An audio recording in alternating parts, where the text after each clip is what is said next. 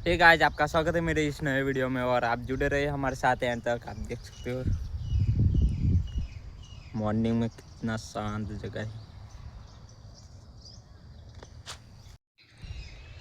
Hey guys, मेरा blogging video 37 दिन हो चुके हैं, अब तक वायरल नहीं हुआ है, कोई सपोर्ट ही नहीं करता है। तो मैं 50 दिवस तक मैं ब्लॉगिंग करूँगा, फिर व्यूज नहीं आएंगे तो मैं बंद कर दूँगा।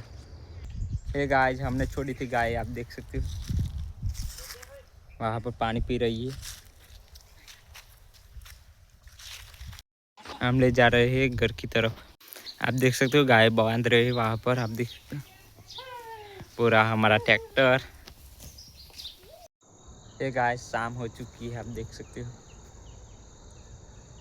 शाम हो चुकी है। और वीडियो अच्छा लगा हो तो लाइक और सब्सक्राइब, फेसबुक में हो तो फॉलो कर देना। मिलते हैं अगले वीडियो में, तब तक के लिए बाय।